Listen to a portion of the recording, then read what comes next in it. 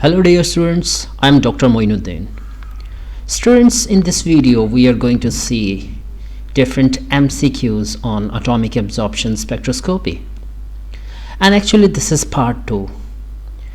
In part 1 we have seen some 25 MCQs about the same technique, that is atomic absorption spectroscopy. So if you didn't watch part first, then I am putting the link of part 1 on the top right corner, so you can watch that too. So let's get started. So here we are starting with question number 26, because 25 questions have already been discussed in part 1. So let's see the statement. The technique of atomic absorption spectroscopy was introduced in. So let's see the options. So here are the four options. A, 1950, B is 1955, C is 1959, while D is 1960.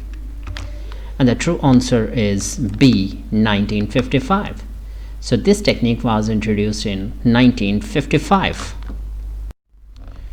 So question number 27. The first commercial atomic absorption spectrometer was introduced in. So when first commercial instrument was introduced, so let's see the options. So here are the four options. A is 1950, B is 1955, C is 1959, while D is 1960. And the true answer is C, 1959. So first commercial atomic absorption spectrometer was introduced in 1959. So here is the next question. How can the intensity of radiation can be increased in hollow cathode lamp? So the radiation intensity produced by hollow cathode lamp, so how can intensity of these radiations can be enhanced? So let's see the options. A, by the addition of non-conductive protective shield of mica. B, by the addition of nitrogen to neon or argon in the lamp. C, by the increasing the pressure of the filling gas. Or D, changing the metal of the anode. And the right answer is A, and that is by the addition of non-conductive protective shield of mica, the intensity of radiations produced by hollow cathode lamp can be increased. And another thing, this protective shield that can also be made up of glass.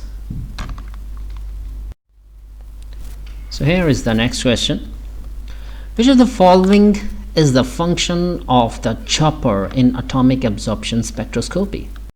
So chopper is the part which is used in atomic absorption spectroscopy. So what is its function? So let's see the options. A is to split the beam into two. B, to break the steady light into a pulsating light.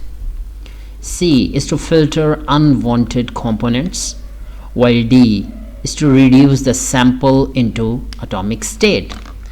And the right answer is B, that is to break the steady light into pulsating light. Means chopper sends the light which is coming from the radiation source into a discontinuous manner, so that the current produced on detector could be the alternating current, because amplifier is designed in such a way that it can amplify only the alternating current, not direct current. Question number 30. Which of the following is the function of the flame in atomic absorption spectroscopy? So what is the function of flame in atomic absorption spectroscopy? So here are the four options. A, to split the beam into two. B, to break the steady light into pulsating light.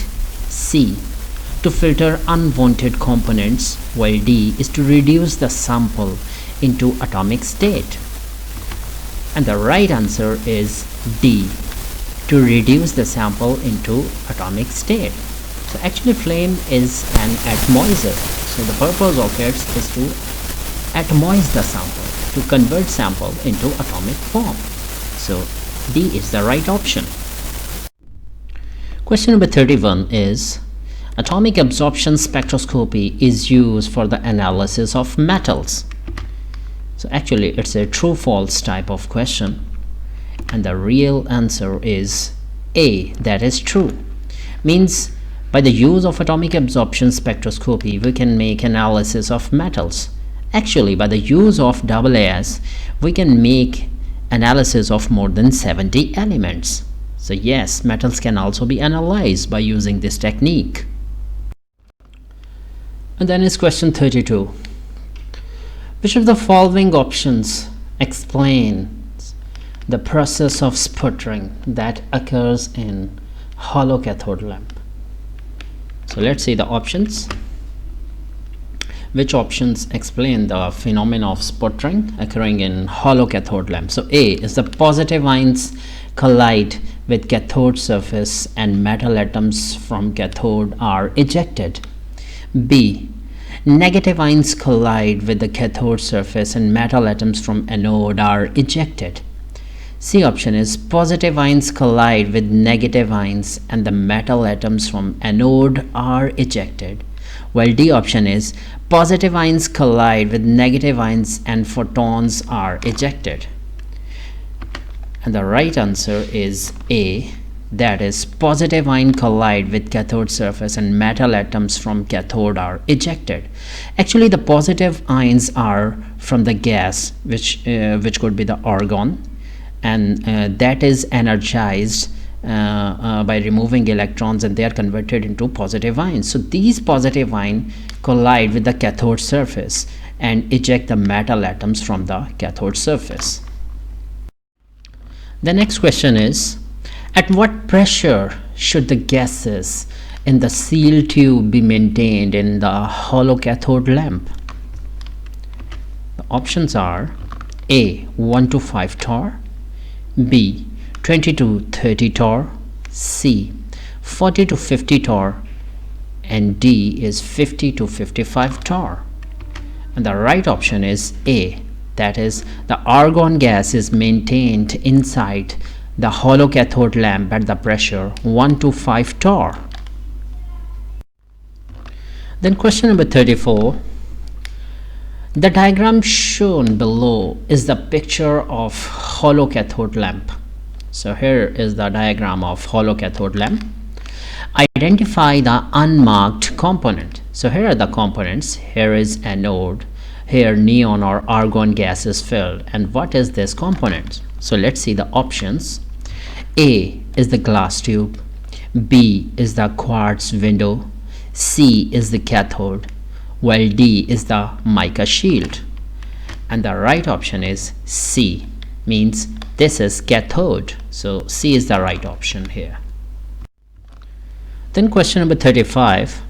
Choose the correct sequence of process during atomization in atomic absorption spectroscopy. So what is the correct sequence of different processes occurring during the atomization phenomena in AAS? So here are the different options.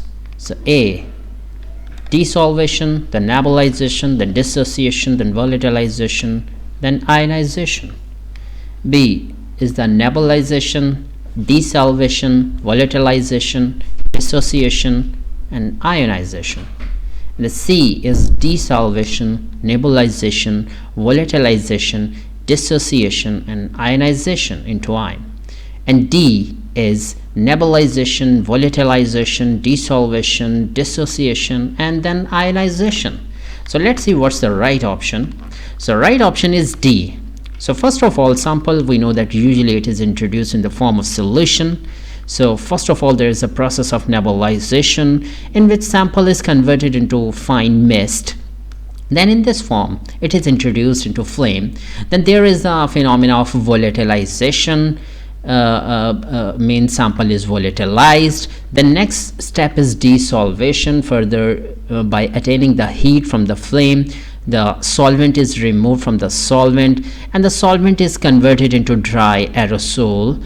And then by taking further heat from the flame or other atomizer, the sample components are dissociated. So then there is the dissociation phenomena, and they are converted into gaseous atoms. And if they get further heat, then there might be the chances of ionization of sample.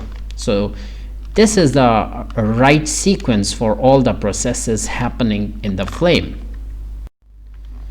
The next question is, which composition of fuel and oxidant produce temperature in range of 3300 to 3400? So actually we are talking about flame, and the composition of flame is what is the composition of flame which give us temperature in the range of 3300 to 3400. So let's see the options. So here are the four options, and the compositions are acetylene air, B is acetylene oxygen, while C is the acetylene nitrous oxide, while D is the hydrogen air. So let's see the right option, and the right option is B, acetylene oxygen. So if we use this composition to produce the flame, so we can get the temperature of the flame in the range of 3300 to 3400 degrees centigrade. Then question number 37, which one is used to convert sample into mist or aerosol? So which one of the following converts our sample, which is in the form of solution, into mist or aerosol? So let's see the options. So here are the four options: atomizer, B is the hollow cathode lamp, C is the nebulizer, while D is detector. And the right option is C, nebulizer. So nebulizer converts the sample which is in the form of liquid or in the form of solution into fine droplets or mist. Then 38, the background in atomic absorption spectrum is. So what about the background which is obtained in the spectrum in the result of some atomic absorption phenomena? So let's see what are the options here. So background, whether it is bright, B is dark, C is brown, while D is purple. And the right option is A. Atomic absorption spectrum, actually we get it's a line spectrum, so we get different lines, and the lines are actually the dark lines, and these dark lines are appear against the bright background. So background is bright. The next question is, atomic absorption spectroscopy is also called as absorption flame photometry. So this is also the true false type of question. So A is true while B is false, and the right option is A, true. Means atomic absorption spectroscopy can also be called as absorption flame photometry. Mean here the atomizer is flame and the phenomena is absorption, so it may also be pronounced as absorption flame photometry. So it's true. Then question number 40, which of the following is not used as fuel in flame atomic absorption spectroscopy? So which one of the following is not being used as fuel in production of the flame in AAS? So here are the options. A is acetylene, B is propane, C is hydrogen, while D is camphor oil. So let me tell you that these first three options, A, B, C, acetylene, propane, hydrogen, all of these are being used as fuel for the production of flame in AAS. So right option is D, that is camphor oil. That is, it is not being used as fuel in flame AAS. The next question is 41, and that is related to interferences. So let's see the statement. Ionization interferences can easily be suppressed by adding more dash ionized elements. So how ionization interferences can be avoided? So these can be avoided by the use of some elements which which is more difficultly ionized, B is slightly ionized, C is tightly ionized, while D is easily ionized. And the right option is D. So by the addition of some easily ionizable element in the sample, we can avoid the ionization interferences. That is, we can avoid the ionization of the elements of our interest. So D, easily, is the right answer. Then question number 42, and that is, ionization interferences can be eliminated by the addition of, let's see the options. A is EDTA, B is cryolite, C is the cesium salts, while D is the lanthanum chloride. So let me inform you that the ionization interferences can be eliminated by the addition of some easily ionizable elements. So if we see in the list, then cesium, if we see the cesium, so cesium, due to its larger size, so ionization is quite much easier in the case of cesium. So it seems that C, cesium salt, is the right option. Yes, C, cesium salts, is the right option here. Then question 43. In atomic absorption spectroscopy, the absorption is directly proportional to dash in the flame and of dash of atomic vapor in the flame. So let's see the options. A is path length and color, B is path length concentration, C is the path length temperature, while D is the concentration and color. So let's see the right option. So B is the right option, that is path length and concentration. So let's see it again. In AAS, the absorption is directly proportional to the path length in the flame and of concentration of atomic vapor in the flame. So more the path length and concentration, so greater will be the absorption, and vice versa. The next question is, a large portion of aspirated sample is lost in what type of burner? So here are the options. A is total consumption burner, B is premix chamber burner, C is electric burner, while D is none of these. So let's see the right option. So B is the right option, that is premix chamber burner. So in premix chamber burner, major portion of the sample is lost, and actually it is mentioned that somewhat 90 to 95% of the sample is lost if we use premix chamber burner. Then question number 45. Hollow cathode lamp in atomic absorption spectroscopy is referred as. So what it is called, or what is the function of hollow cathode lamp?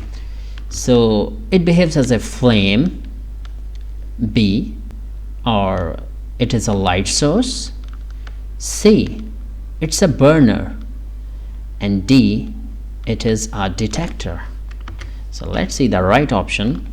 So B is the right option, that is hollow cathode lamp is the source of light in atomic absorption spectrometer.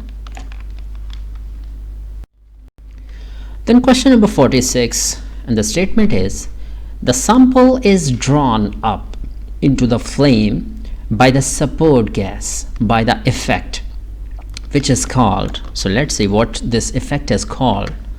So here are the options. A is the light effect, B is the photoelectric effect, C is the capillary effect, while D is the Venturi effect. So let's see what is the right answer. So sample is drawn up into the flame by support gas by the effect which is called Venturi effect. So D, Venturi effect, is the right option. Next is question number 47. What does refractory compounds mean? So refractory compounds, actually this term is frequently observed when we go through the technique that is atomic absorption spectroscopy. So what does this mean? So let's see the options. A is air stable, B is water stable, C is heat stable, while D is none of these. So let's see what is the right option. So C, heat stable, is the right option. Means refractory compounds are those compounds which are heat stable, that is, they are not easily decomposed. Then question number 48 is, refractory compounds formation in atomic absorption spectrometry is avoided by the use of dash flame. So let's see the options. A is the broad flame, B is the short flame, C is the low temperature flame, while D is the high temperature flame. So D, high temperature flame, is the right option. So as I mentioned earlier, that the refractory compounds are heat stable compounds, so their formation can only be avoided by the use of high temperature flame. So if we use high temperature flame, we can avoid the formation of these refractory compounds. Question number 49 is, in flame spectrometry, the ideal solvent is one that produces A, neutral atoms, B, cations, C, anions, while D, both cations and anions. So let me tell you that in atomic absorption spectroscopy, we are interested in ground state neutral atoms. Actually, cations and anions, they do disturb our results. So actually we are interested in neutral atoms. So let's see the right option. So A, neutral atoms. So such solvent, the solvent which produces neutral atoms, so that is preferred to be used in flame spectrometry. And the last question is, which one is not used as an atomizer in atomic absorption spectroscopy? So here are the options. A is the flame atomizer, B is electrothermal atomizer, C is inductively coupled plasma, while D is none of these. And let's see the right option. So C is the right option, and that is inductively coupled plasma. So due to its very high temperature, inductively coupled plasma, it's not being used as an atomizer in atomic absorption spectroscopy. So dear students, this is all about today's lecture. Hope you understand it well. So if you like my video, then like it, and if you didn't subscribe my channel, then subscribe it right now to get in touch with my upcoming videos. So thanks for watching. Thank you very much.